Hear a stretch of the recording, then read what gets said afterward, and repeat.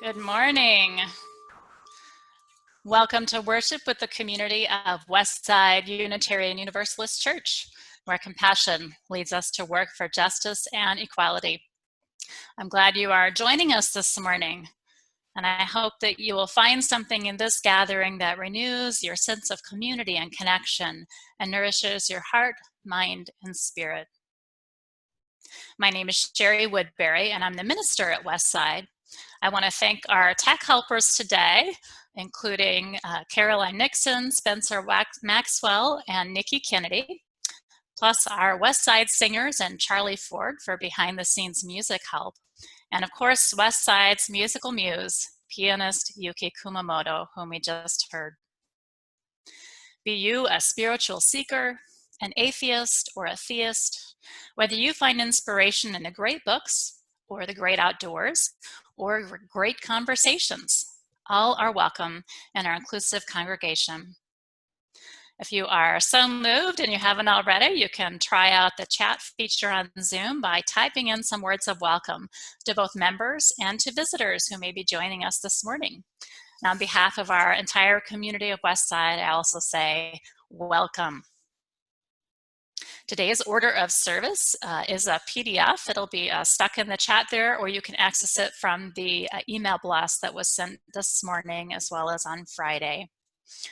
We have chosen to continue to hold worship in a live format like this. It may be a little less polished than a recorded service, and it means we occasionally suffer some technical glitches, but it gives us the best opportunity to feel like we're connecting with each other in real time and to experience community. So we appreciate your patience with any challenges that may arise and appreciate your presence and your participation in this worshiping community. I have a special note for you about today's service. This is Ask the Minister Sunday, a format I've done every year or two. It means that you can ask a question of the minister, that's me, and have it answered during the service. Your question could be related to theology or ethics. It could have to do with Unitarian Universalist tradition or spiritual practices or pastoral concerns. It might be related to current events in our world or in the church. Or you might have some other burning question or simple curiosity that you bring with you here as a seeker. We encourage all ages to participate and ask a minister. So kids, you can be thinking about a question you might want to ask along with the grown-ups. This will all take place during what is usually the sermon portion of the service. I'll start with a question that was emailed and then turn to questions that are placed in the chat today. Please do wait to get to the sermon slot in the service to put your question into the chat so that I'll be able to access them easily and not have to try to scroll and find them. I will answer as many questions as I can during the allotted time of this service. And it's likely that we will not have time to get to all the questions during today's service. I may respond to other questions in the future, whether in my last worship service on June 21st or in a blog post or some other forum. I may also decline to answer any question that is too personal or just doesn't seem appropriate. There may also be times when it feels more appropriate to save out a question and just talk individually with the writer. So please write your full name after your question, and that way I can follow up with you as appropriate. I won't say anyone's name here on the air, as it were, for the recording, unless you indicate with your question that it's okay to state your name. Please be authentic if you choose to ask a question, and I hope you enjoy this more off-the-cuff type of reflection today. You might want to go ahead and jot down your question, do a little reflecting, think about what you might want to ask during the prelude.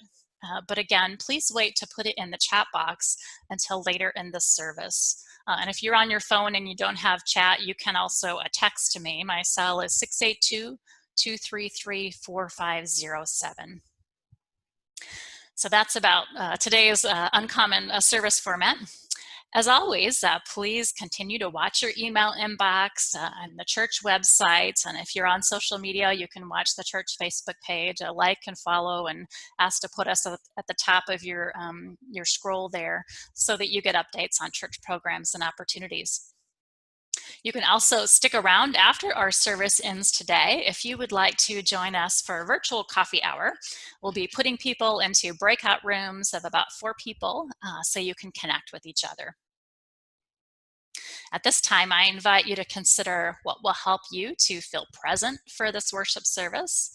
Please do make yourself comfortable in whatever way you need to do that this morning now and throughout the service. And now let us worship together as we listen to this morning's prelude.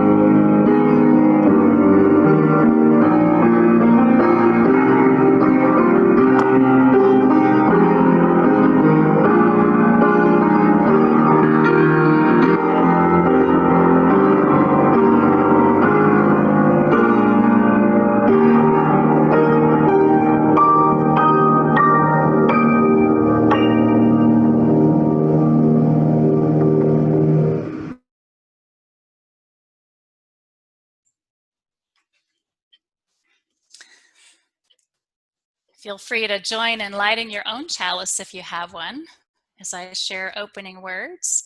And we'll see the image of Westside's own chalice being lit here as I share with you these words of my own with a nod at the end to a favorite phrase from poet Mary Oliver.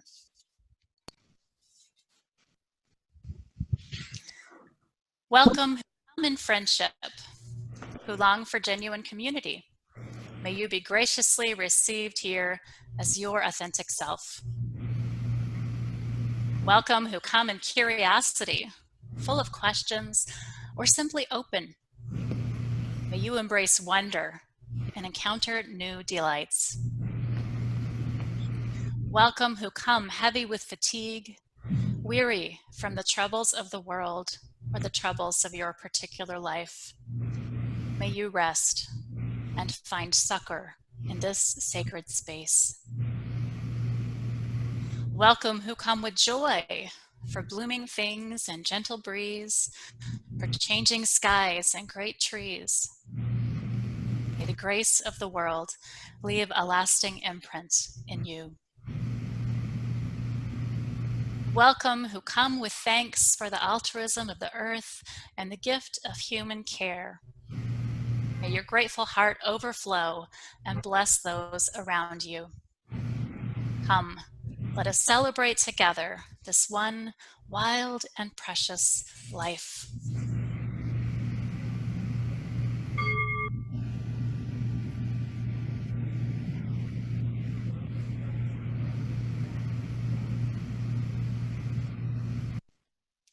Our chalice song this morning is Coming Home, and you can join in as it is played from the slide. You'll see the words as well.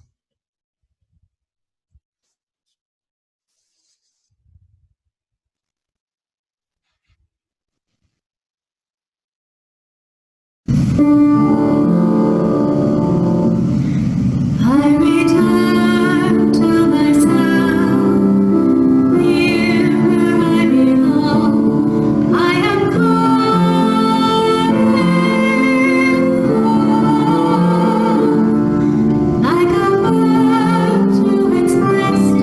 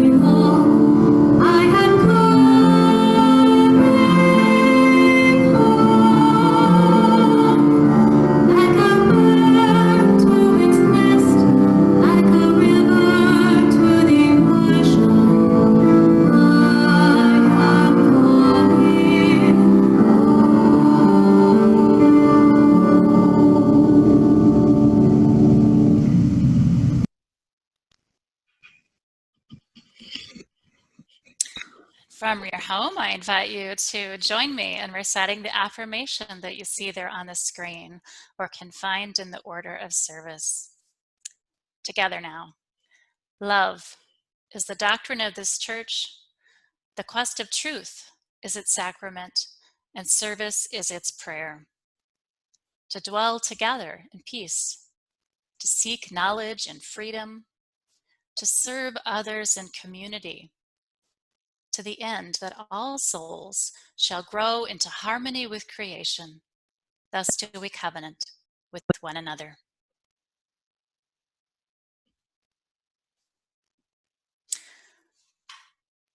Our opening hymn is number 123, Spirit of Life. The hymn will be led this morning by All Souls Unitarian Church Choir in Washington, D.C., under the direction of Jen Heyman through this music video. We'll hear Spirit of Life first in Spanish and then in English. And your order of service does provide the words in both Spanish and English if you would like to be able to see those words. Feel free to sing along or just listen.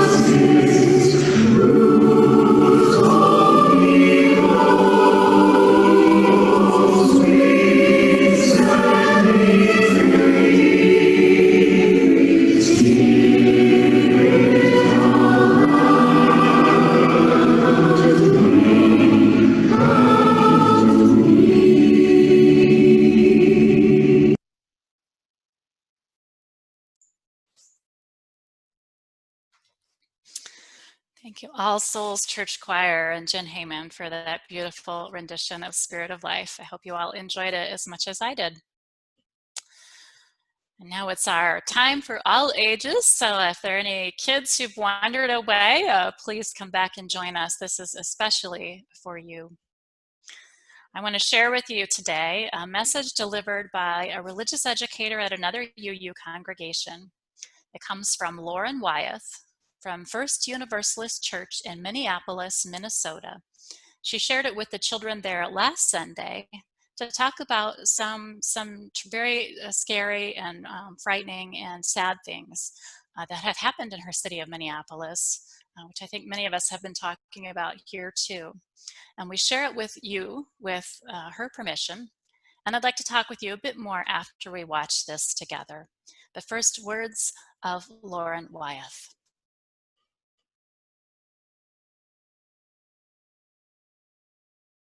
Good morning.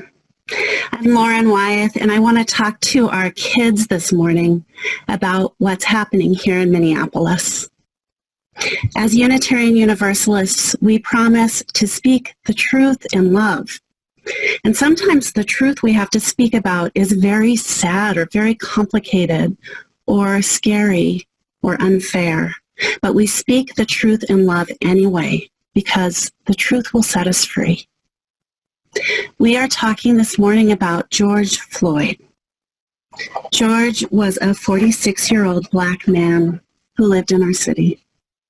His friends called him Big Floyd because he was 6.5 feet tall, really tall. And when George was a boy, he liked playing football and basketball.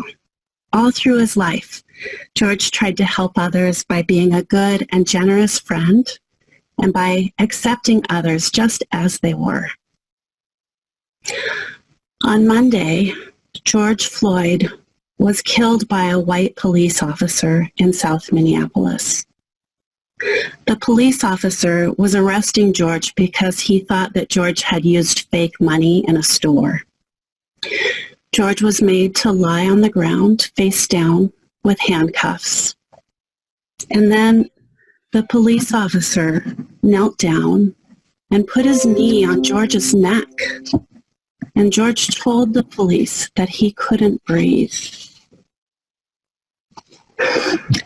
Some people who were nearby tried to get the police officer to stop hurting him, but the other police officers who were there, they didn't help. Even worse, they prevented anyone else from helping. And the police officer who was pressing his knee into George's neck, he didn't stop, and George Floyd died. Why would the police do this? In our country, so many black people have been killed by police officers. We're taught that police are supposed to help and protect everyone, but black people have always been treated unfairly by police. They're more likely to be accused of things they didn't do and more likely to be hurt. This is really scary because police officers have a lot of power and responsibility. Though we should all be able to count on them to be kind and helpful, many black people feel scared when they're around. Black leaders in our community are calling for an end to policing. They want money to be given to black communities directly so that people can choose how they will take care of one another. Now, here in the Twin Cities, in this past week, you may have seen broken glass and smoke and heard sirens and loud bangs and helicopters around your neighborhood. You may have seen some beautiful art, like this mural. And I know you've seen lots of people helping one another too. Our neighborhoods are hurting. We are full of so many feelings about George's death, including deep sadness and fear and rage. Ever since George died, lots of people have been protesting what happened. We carry signs and we demand that the police officers who murdered George Floyd be arrested, all 4 of them. But many people think it will take more than that for things to change. We want to live in communities where when someone needs assistance, for any reason, no matter who they are, they can count on trained helpers showing up with kindness and concern. Black community leaders are demanding that the Minneapolis police become a force that cares about and protects everyone equally. They say we might have to start over with a brand new way so that Black people and Indigenous and Brown people too can trust community helpers to help everyone. Now, an important question we have is how can we honor George's life? Well, first we can remember and talk about him like we are now. We might want to find a picture of him and post it somewhere in our home. I chose this beautiful one by Andres Guzman. When we want to create sacred space, we can light a candle for George and for his family and loved ones and for all our communities. We can say a prayer of hope that George's loved ones find comfort and that our communities find justice. God of many names, we know that breath is life. May everyone breathe freely. We feel our connection to the whole human family as we breathe in and breathe out. Amen. And we can also do things to help. We can draw pictures or write messages of love to share with George's family and our neighbors. We can make signs that say justice for George, or we can write Black Lives Matter in chalk on our sidewalks. We can write letters to our mayor and our governor telling them about the kind of communities we want to live in. What happened to George Floyd and what keeps happening to Black communities in our city and our whole country is terrible and wrong. Whenever you have any questions about it, you can speak to us, and we promise to speak the truth in love. Knowing hard things is still easier than having questions that we can't ask or feelings that we can't express. If you're angry, it's okay to stomp around and yell. And if you are sad, crying might help. And kids, if you're feeling scared, I hope you will let your grown-ups know so they can help you feel calmer. And I promise you this. We adults will work as hard as we can to fix these problems by taking care of ourselves, by taking care of you, by keeping our hearts open even when they're broken, by lifting up the voices of our wise Black leaders and listening for what love is asking us to do. We love you so much, and our love for you is why we are so determined to build a better world.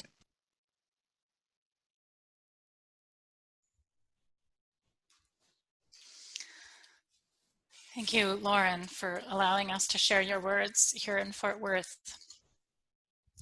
Now, I'm guessing many of you have heard something about George Floyd already and about the protests that have erupted in Minneapolis, where he lived, and all over the country in the almost 2 weeks since he was killed.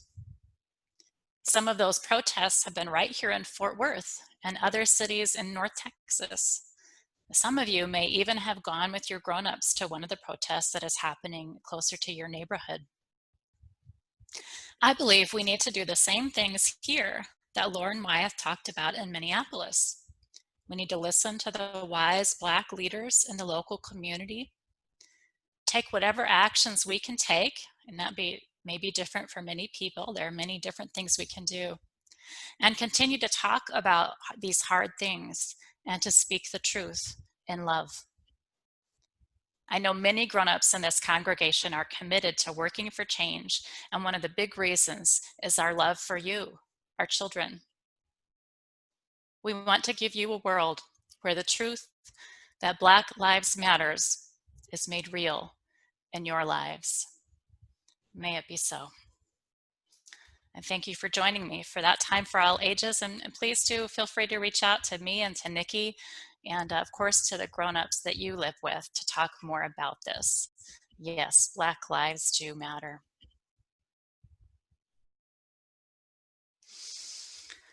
Take a moment and just breathe with me.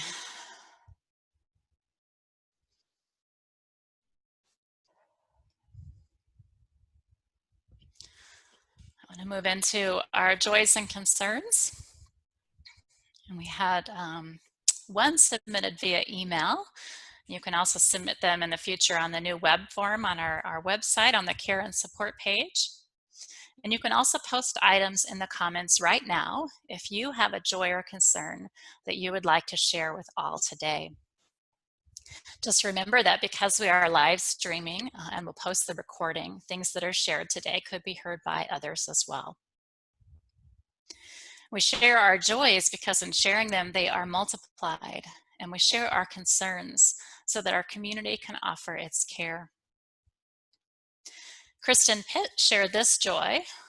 Today is my husband Devin and I's 30th wedding anniversary. We are vacationing in Colorado. Happy anniversary, Kristen and Devin. Caroline Nixon shares the joy that we are together this morning to share in our compassion for our community. Indeed. And Kristen also shared a concern. She said, I want people to remember that you can support Black Lives Matter and the police. And I know many of us are discerning what it means to support Black lives and to help our police to really do the job of protecting and serving our community. And we hold all in our hearts who are struggling with that and looking for the answers. Debbie shares that she and Bob celebrated their 52nd wedding anniversary last week. Happy anniversary, Bob and Debbie. And Avenel, oops, just went off my screen, is feeling confident about going to a new school and meeting new people, but she is also sad because of leaving you all, which I am too. Thank you for sharing that, Avenel. Spencer Maxwell shares the joy that several members of Westside marched yesterday in Aledo to prove that racism has no place in our world, even in a small rural town. How wonderful to hear of some of our members showing up for justice in Aledo. And Stan Yoder writes, as our country descends into chaos and dictatorship at the top, I fear for its survival, the survival of our democracy. Thank you for sharing that concern, Stan. I appreciate everyone sharing joys and concerns, and we know that some may remain unspoken as well. I'd like to call into our circle of care this morning, all for whom we may be concerned. Please feel free to write additional names in the chat, simply names of people that you would like brought into our circle of care, and I will call their names. This morning, we call into our circle of care all of those who are celebrating birthdays and anniversaries, including the Pitts and the Rakes. And we draw into our circle of care our members who are quietly struggling with health challenges or job difficulties or relationship issues. I know it's even harder to struggle right now when people are not as connected as we normally have been physically. We call into our circle of care this morning our friend Red Fonfalis and everyone who is in prisons and other institutions and trying to survive this pandemic in close quarters. We lift into our circle of care Bill Strong, as well as members Tricia Bowes and John Tunison who have birthdays. And the names of all here in our Westside community who are so important to one another.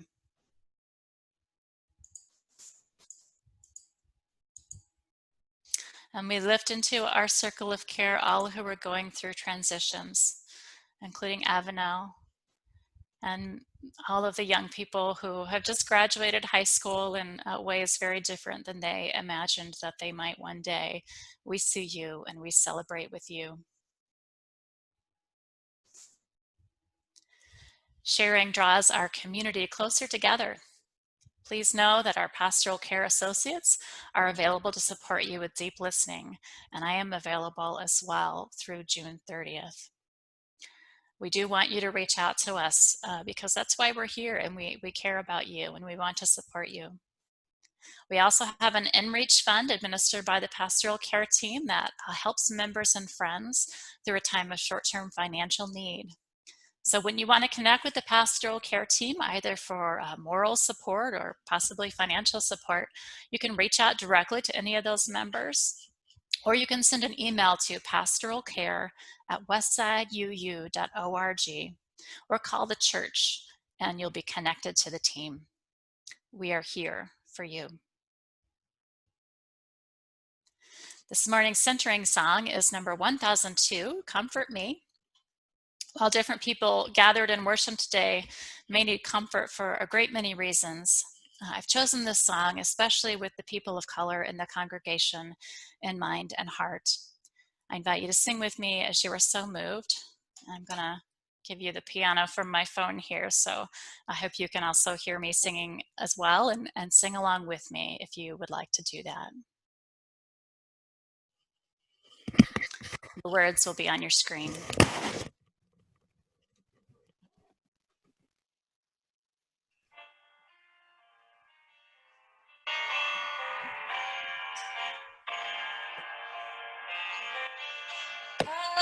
Comfort me, comfort me, comfort me, oh my soul. Comfort me, comfort me, comfort me, oh my soul. Sing with me. Sing with me, sing with me, sing with me, oh my soul. Sing with me, sing with me, sing with me, oh my soul. Act with me, act with me, act with me, oh my soul. Act with me, act with me, act with me, oh my soul.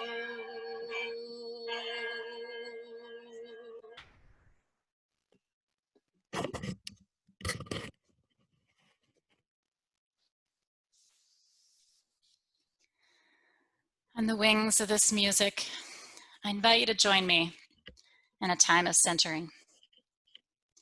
Each week here at Westside, we open our hearts to those in our community who know both joys and challenges, and to all suffering beings. I will begin with a pastoral introduction before we move into a time for silent introspection.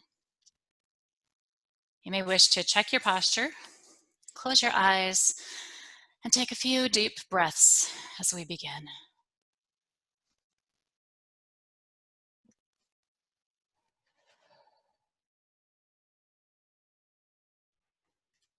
Spirit of love,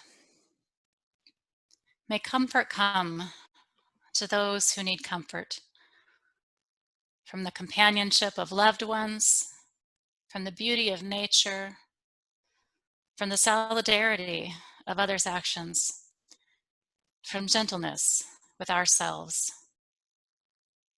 From our spiritual roots, let comfort come to those who ache with grief and hurt and weariness. Spirit of love, let those for whom it is time to speak, speak their truth in love. And let those for whom it is time to listen, listen with open hearts. May we open our imaginations to new ways we might care for one another and keep our communities safe. Because love is calling us to transformation. Transformation not only in individual hearts, but transformation in how we organize our communities and societies.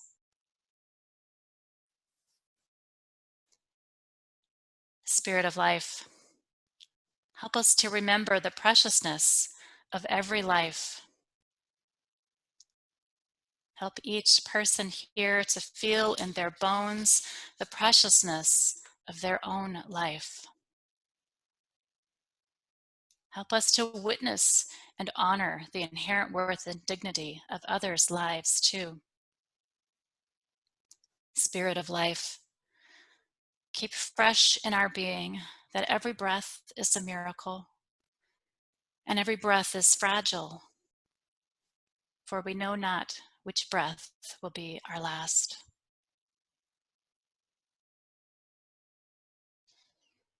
Spirit of courage, we have been pushed to the limit by so many forces converging on this moment, by the sudden disruption of coronavirus, which has turned lives inside out, especially for those who were already marginalized and vulnerable.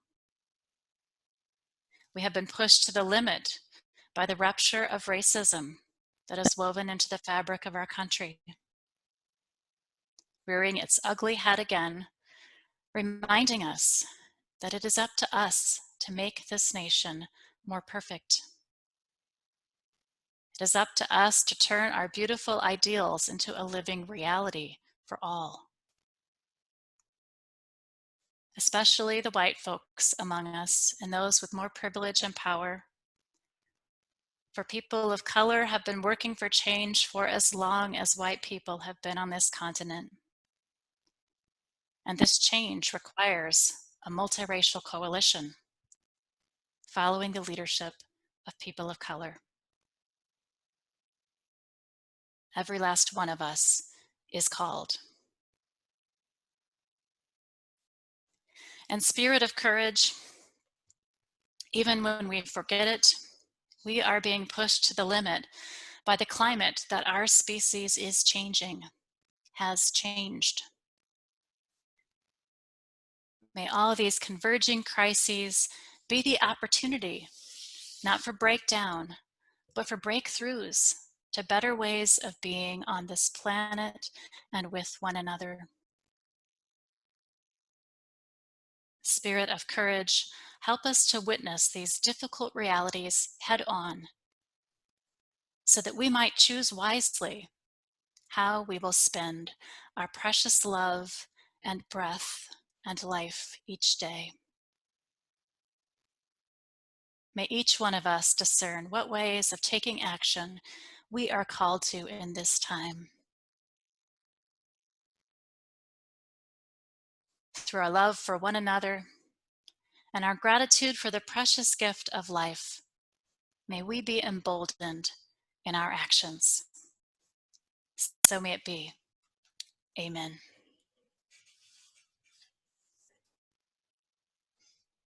I invite you to breathe in silence and listen for what you are called to do.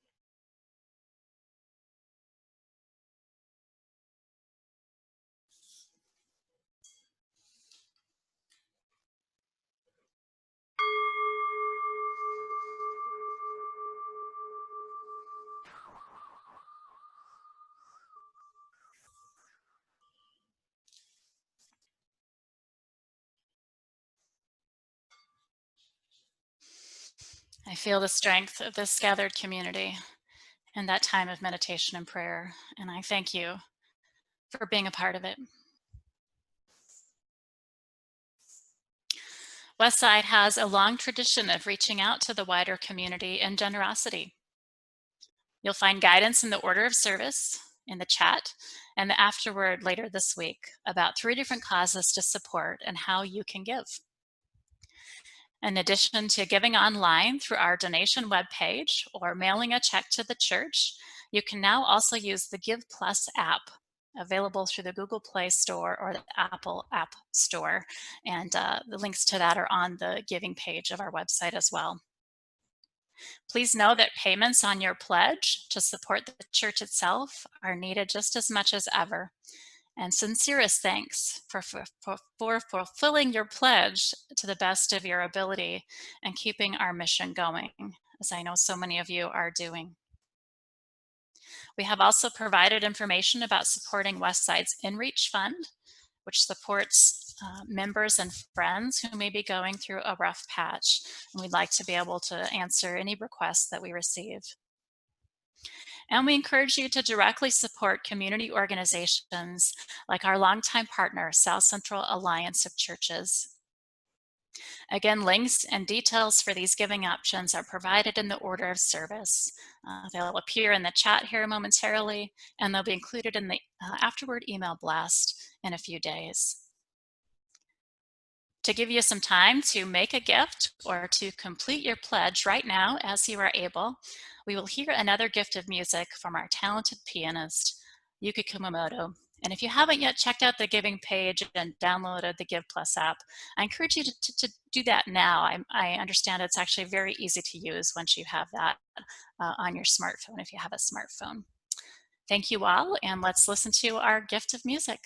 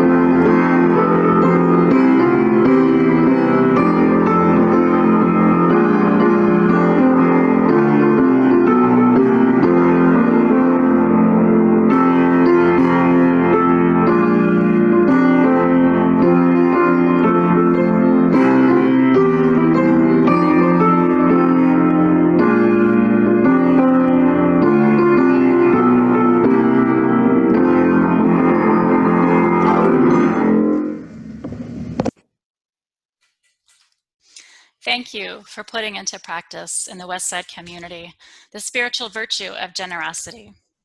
Our giving helps ensure that our own mission continues, and it connects us to the wider web of community with the open hearts that I know you all have. For our reading this morning, I would like to share with you a recent poem called Dear Mr. Floyd by my colleague, Kate Tucker. This is Dear Mr. Floyd. In pandemic times, we learn that breath is everything. Look what we risk to keep it flowing in and out of lungs, to feel it cool the nostrils, to feel the breastbone rise, to trust how it finds its way and feeds the blood. In pandemic times, we see how the world goes to work for a simple breath, giving up livelihoods, bringing children home from schools to protect this elementary act. See the nurses in shields like warriors. See mask makers at their sewing machines, intent over scraps of fabric. See factories retool to make machines that push air through our windpipes so we can sing the song of life.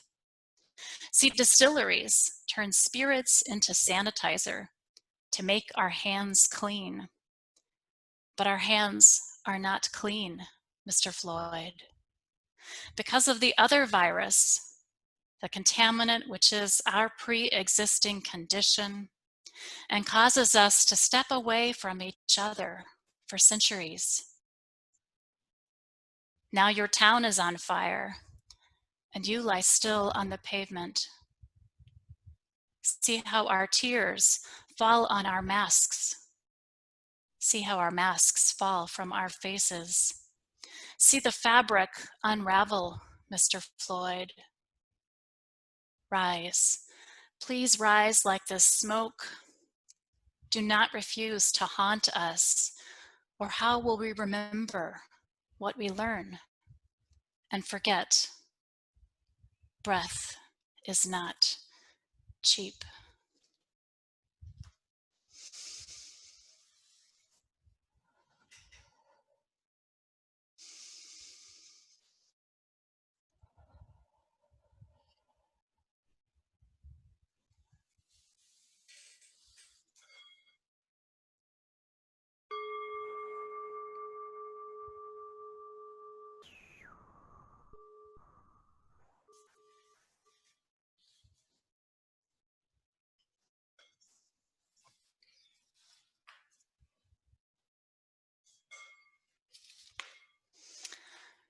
All right. Now it is time for any of you who are so moved to share questions that you'd like to pose to me. It could be on any topic related to spirituality, UU history, current events, West Side, my family's upcoming transition. This is wide open. A recap of the instructions for questions will appear shortly in the chat. And meanwhile, I'll start with the question I received via email and then move into those posted here today. From Jasmine Morris, who said it was okay to share her name, and I'm glad you're here again this morning, Jasmine, comes this question. What are some tips you would have for those who live life as an outlier? And she shared her definition of outlier too, which is helpful. She said, I define an outlier as someone who does not go along with the thinking or actions performed by the group, whether that be family, workplace, school, community, city, etc. around them. We aren't followers, don't conform to what the group says we should be, and tend to think for ourselves. Another phrase people tend to use is black sheep. So what a great question. Tips for those who have lived life as an outlier. And I think of this as a faith of many outliers, self-identified misfits and free thinkers and nerds are common here among Unitarian Universalists. So I think this is a question probably many can relate to. So Jasmine, one thing I would say is find or build community because it's hard to feel alone. We all need support systems. So I'm really glad that you have found this congregation. That can be one of those for the folks here. Along with your family and your friends, and even sometimes professional helpers like therapists. So find or build a community is, I think, my first response to that question of tips for those who live life as an outlier. And the second thing that really crossed my mind is to nurture your own voice because it's not easy to be different and to have a point of view that contrasts with those around you. A spiritual practice like meditation or prayer may help you to hear the still small voice within and to heed its guidance, to really follow your own voice. Art and music may help. finding the voice that speaks to you and exercising your own self-expression. It isn't easy to go against the grain, but I believe that, as with most things, it gets easier to be true to yourself the more you practice it. And then I think the last response I have to this great question is also don't be afraid to continue hanging around with people who challenge or stretch your worldview. Being around like-minded people can be wonderful and supportive and helpful, and I think it's important to have some spaces like that. But if we're only around like-minded people, well, we might all have the same blind spots. And talking with people and listening to podcasts and reading blogs from people whose life experiences and worldviews are different than your own can help to clarify where you stand. Sometimes it may provide a corrective, since we are all limited in our perceptions, and the difference can simply be enriching. So those are the three things that came to mind for your question, Jasmine, about tips for outliers. Find or build community, nurture your voice,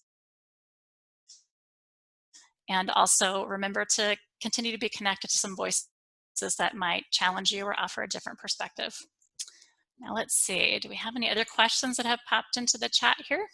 You've got the instructions there for submitting a question. Anything that's on your mind is fair game. If it doesn't seem appropriate, I'll just skip over it. And I may just reach out to someone individually if that feels more important.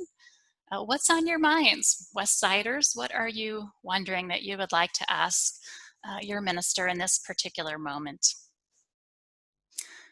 What will you miss about Texas is a question I got privately. Well, the people, of course, you all is what I will miss the most about Texas. And individually, the people I've come to know and just really appreciate and care about and feel connected to. Like many of you who are here today, and this community as a community that has some vision and is willing to struggle and make mistakes and try and go forward together and try to be a force of good in the world. I've been so moved by being with you on that journey, and I will miss you. And I think the other thing I will miss about Texas, as you know, the climate is not best suited for me, but I do love the wildflowers, and I will miss just the beauty and the variety and the glory of the wildflowers here in the spring. Let's see, what other questions have come in the chat here? So one person wrote, when I attended the humanist discussion group, I was made aware of the controversy of a demise of humanism within Unitarian Universalism. And at their recommendation, she mentions a book which she read by Michael Werner. I'm not familiar with the book. I always thought humanists were equally acknowledged and welcome. So I believe humanists are equally acknowledged and welcome. My perception of what's happened is that there was a time when humanism was kind of the majority viewpoint in UUism, certainly in this middle part of the country. And I think the pendulum has shifted back toward a more pluralistic expression of UUism, where there are humanists, and there also are theists, and there also are just spiritual seekers who are eclectic. And in my experience, and certainly in my own point of view, all are equally acknowledged and welcome and encouraged to continue in your own journey in the ways that help you to grow and to do good in the world. So thank you for that question. Let's see. Can you share with us something about where you are going? Okay, sure, Myrtle. So we are going to be moving to Omaha, Nebraska. The most immediate attraction about that, when I started looking about it, is it's only a 5 hours drive from my parents in Iowa, whom we would like to be closer to. And that's closer to them than I've been since I graduated college. So it's very doable compared to the 2 days drive or plane ride and half a day's drive that it takes to get to them from Texas. So being able to see my parents more is a big attraction. We did get to spend some time in Omaha during the pre-candidating weekend, when you go out and meet the search committee and do some interviews and see the city. And we'll be back in Four Seasons, which is what feels like home to us as Midwesterners. It's an interesting city. It's not as large as Fort Worth. It has a lot of arts and culture and is pretty diverse. And what else would I say about it? There are things about it that feel very familiar to me as someone who grew up in Iowa, although I think it's also going to have it's more toward the plains. And so there's going to be some differences also in the flora and the fauna and just how the seasons turn there. It is a river city. It's on the Missouri River, which I like. I grew up in a river town, Fort Madison, Iowa, on the Mississippi, and I really like rivers, so that's something that's fun about moving to Omaha. Let's see. And oh, and another person mentioned, did you realize the state of Nebraska is responsible for Arbor Day? Several people had mentioned that to me since the news came that we're moving there.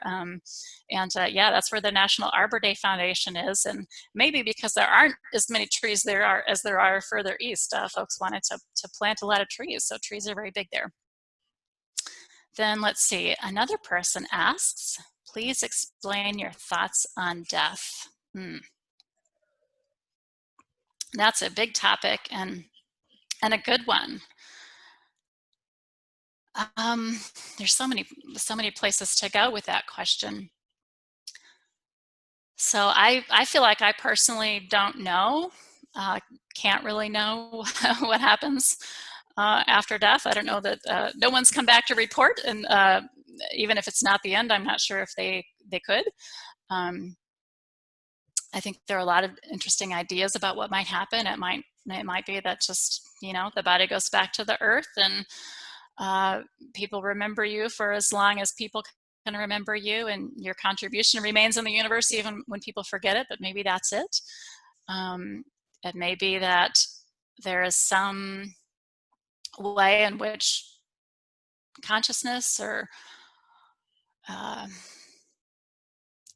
spiritual aspect of oneself may survive the death of the body. That's certainly possible. I just don't know. When I think about death as a minister, I often think more about just how to be with people through that transition of remembering their lives and seeing in relief what was really important about it, which is usually their relationships and the people that they love, and what they have learned through this wild experience of being alive, and being alive in this kind of form, in this place that we call Earth, in this giant universe. And I do think about death in terms of a bigger, cosmic perspective of how the cycle of life and death makes evolution possible, and thus the development of everything, of the universe, and of the life as we know it on Earth would not have developed, including our own form as the human species, if not for death and evolution and the kind of biological learning that we represent as beings. As I think about death today, of course, I can't help thinking about George Floyd and Tatiana Jefferson and the many other names we could say of people whose deaths are tragic and unjust. And I want to reduce, I want to no longer see that kind of death, and have been searching my heart. How could that happen? And what can I do? And we can talk more about that if there are questions about that. So those are a few thoughts on death, and I'd be glad to talk more individually with the person who asked that question, and hear where your question is coming from and why death is on your mind. So let's see, which Omaha church are you going to? I know you who is moving there, and there are two. That's true. There's First Unitarian and Second Unitarian, one being a plant of the other. I'm going to First Unitarian, which is in downtown or midtown Omaha, not that far from the river. It's kind of closer to the older part of town, and then as you move west, you get out onto the burbs, and that's where they planted another one so many decades ago, which is Second Unitarian.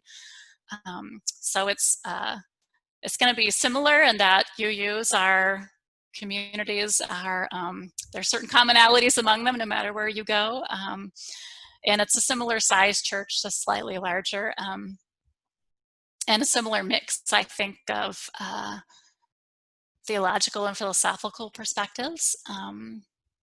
It's very different in that the building is much churchier than any UU church I've been closely a part of, with great windows on both sides that let in lots of light into the sanctuary, and a very formal pulpit that's a little bit raised, and an organ and things like that. So anyway, First Unitarian is where I'm going, and that's Liz Campbell's hometown. Very cool. Other questions? Okay, another person says, you've mentioned you have a social science background. Does that mean all the social sciences or some of them? So in college, I had a double major in sociology and psychology. I took a little anthropology, and I really enjoyed that. I enjoyed the study of culture, although the small college I went to didn't have as many classes or a major in that area. So I stuck with sociology and psychology. And then I went on my first graduate degree, long before I went to seminary, was actually also in sociology. I got a master's degree in sociology, and was particularly fascinated by questions of how we are shaped by our groups and by the institutions we have created. And I think as an American, as someone raised in a very individualistic culture, to put on that lens of looking at us as a group and a culture, and to see how we're shaped by institutions and by the assumptions that we learn that are often taken for granted and that we're not even aware of, is very powerful. And I've been thinking about that a lot more recently too, as I think about where we are today as a society and what other ways we could organize ourselves for safety. Let's see, here's a question that came up in my household. Says, Sue, last night, why are so many bad things happening in the world? And then what are some things that young people can do in response? Yeah, so why are so many things happening, bad things happening in the world? I'm not sure if there are more bad things happening than before, or if it's just that there are more and more people in the world and we're more and more connected. And with not only with the news media, which is really important in any democracy, but also with social media, which allows stories to be told that we're not always getting out before. I think we're learning about more of the bad things that are happening. And then I also think it's, everything builds on itself, all these layers of history. Many of the things that are happening they're echoes of things that have happened before. So if we don't change our assumptions, if we don't change what we teach young people and how we raise them, which means we grown-ups have to change things inside ourselves and our institutions, then we're going to end up getting those repetitions of things that have already happened, the rise and falls of civilizations and violence against groups that have been defined as the other, and all of those kinds of things. And what are some things that young people can do in response? So that is a great question, and I am really glad that there are young people thinking about that. I think there are lots of things you can do. I think having conversations with people that you trust, your friends and your family, and learning more is really important. I think also having conversations with people who might know more than you and learn from them, and people who might be kind of behind where you are in learning. I know that's something I always struggle with, is remembering, once I've had that aha moment and then I move on, and it just becomes part of my understanding to remember what it was to go through that and to be ready to help someone else through that who maybe wasn't exposed to that information before. We can do very concrete things, like I know one thing that's on my mind right now is reaching out to city council members and county commissioners and local elected officials like that to express what I think is important and what I would like to see happen, and to really magnify the voices of local leaders of color on those issues, so that democracy has a chance to work. It takes all of us to really make democracy work. So there's that. I think we can look at the places that we're involved in too. So if you're a young person, you can look at your school or your scout troop or your church. And I'm certainly thinking about our congregations and the other, very touchable institutions that I'm connected to. And what can we do in those institutions? So for example, with the Black Lives Matter movement and concerns about police brutality, many UU congregations are beginning to talk about what can we do instead of calling the police if something happens at the church, or if something happens in the life of my individual family, knowing that calling the police does not always have its intended effect of protecting everyone and keeping everyone safe. What are alternatives? So I'm beginning to take a deep dive into that question, and I hope many other people will join me in doing that. And that Westside as an organization will think about that and even make policy about that, so that we are beginning to create the world that we want to live in and create alternatives that prevent some of those bad things from happening, and bring to life the care that we have for one another, and that I think almost everyone in the system wants to see come to reality. So let's see, did I answer her question? Some things that young people can do in response. You can use your voices in lots of ways. I know many of you, while you're stuck at home in quarantine, are spending time on YouTube and Minecraft and social media of various kinds. And you can share accurate information. You can share new ideas. You can make protest art and share that. You can express what is important to you and what you hope for in the world, and ask the grown-ups around you to listen and to also amplify your voices, because your voices are very important. Okay, another question. What are some special memories you'll treasure of y'all's time in Fort Worth? Oh gosh, there's so many.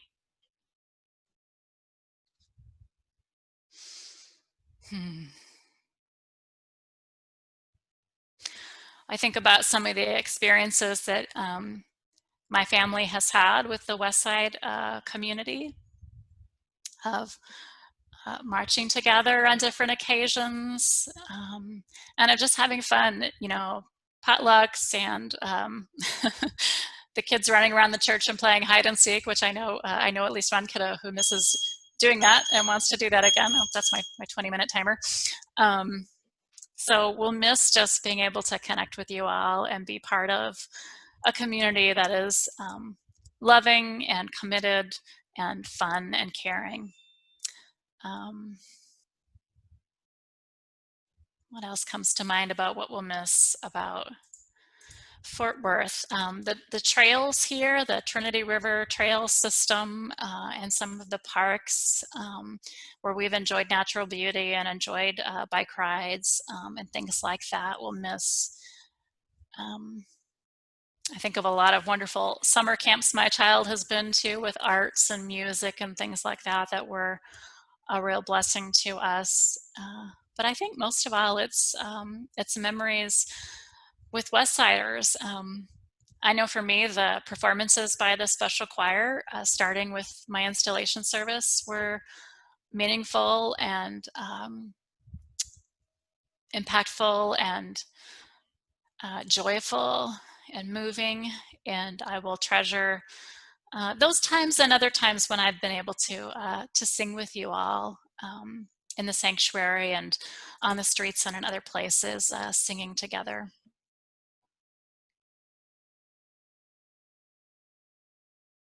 Giving myself just a moment to see if anything else pops up about special memories I'll treasure from time in Fort Worth.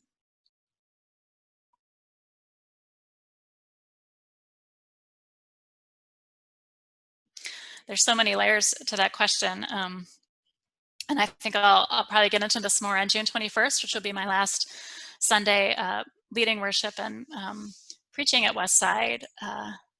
But this is the first congregation that I have served as a called minister. And They say that great congregations and great ministers create each other. So to the extent that Westside is a great congregation, and certainly to the extent that I'm a great minister, I think you all have walked with me through, journeyed with me through learning to find my prophetic voice and to find ways to care for this community and draw you all together and help unleash the talent that lies and the care that lies in this congregation. And so there are so many memories that are a part of that with individuals and groups. And that is something that will be with me always, and I'm grateful for. Okay, so my 20-minute timer went off, so I'm gonna let that be the last question.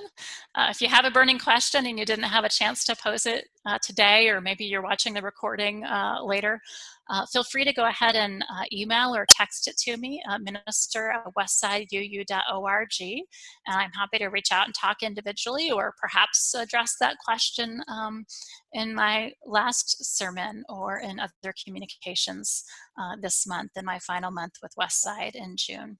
So thank you all for participating in this and sharing some questions and being here with me today. And I want to invite you to join me in singing one of my very favorite hymns as our closing hymn, number 108, How Can I Keep From Singing? And the words will appear on the screen. We'll hear some of our singers. There it is. Now it's recording.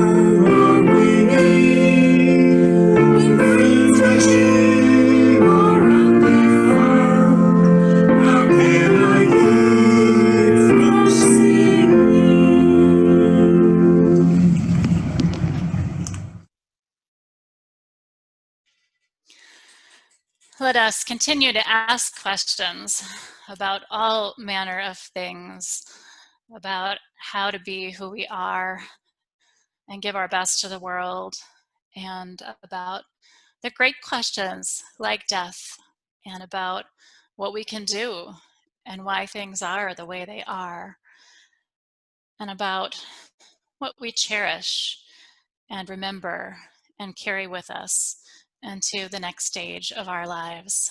Let us continue to ask questions about all manner of things with each other and with ourselves. Let us learn about ways we have organized our communities and formed our institutions, including the institutions of law and order. And let us consider new ways that we could secure peace and safety that might better serve our values and all people. Let this community continue to gather as a community of comfort, a community of love, and a community of courage. May you continue to be a community that hears the truth amid the tempest, a community that clings to the rock of love, a community that sets the bells of freedom ringing for all our friends. Dear ones, may you go forth from this gathering, remembering the preciousness of each breath and embracing the gift of life, even amid, especially amid, the challenges and the opportunities of our day. May it be so. Amen.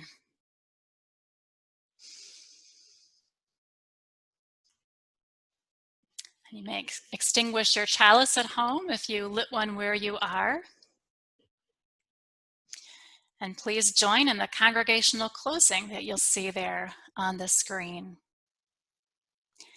Let us go in peace, believe in peace, and create peace in our lives and in the world. May it be so. Amen. Thank you all for joining us here today.